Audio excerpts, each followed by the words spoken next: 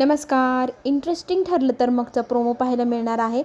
आपण पाहत आहोत इथे लहानपणीचे तन्वीचे फोटो पाहिले जातात. त्या फोटोंमध्ये तन्वीच्या पायावरती तळपायावरती जन्मखून दिसते. आता ही जन्मखून पाहिल्यावर आपली सायली म्हणू लागते की ही खून तर माझ्याही उजव्या पायावरती आहे. मग ती दाखवू लागते पायाला. तर अर्जुन म्हणतो याच्यावरती फक्त तुझे ते चटका लागलेले भाजलेले निशाणे. मग ती खून कुठे गेली? तर ती खून खरं तर घालवण्याचा प्रयत्न केला होता हे प्रियाने. आता इथे अर्जुनला आठवलं, कारण तिने जाणून बुजून तुझ्या तळपायाला चटका दिला होता. त्यावेळेला तिला भीती वाटली असेल, कधी ना कधी ही खून तू पाहशील आणि तुला कळेल, म्हणूनच तिने हे सगळं केलं असेल. आता हे सिद्ध झालं की प्रियाला माहिती होतं की तूच तन्वी आहे. आता इथे सायलीला घेऊन अर्जुन घरी जातो.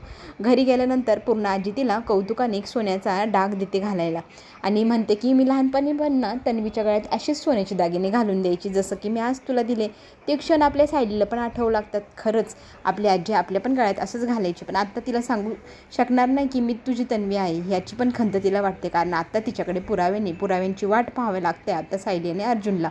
आपण इथे पाहतोय की सुमन काकू येते आणि सुमन काकू सगळ्यांना सांगू लागते की मी तुमच्या सगळ्यांसाठी एक सरप्राईज घेऊन आले.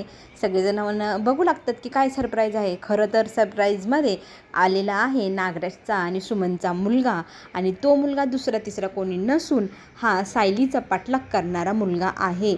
हे सगळं आता कुणासाठी होते आणि का होते आपल्याला आत्ता कळणार आहे.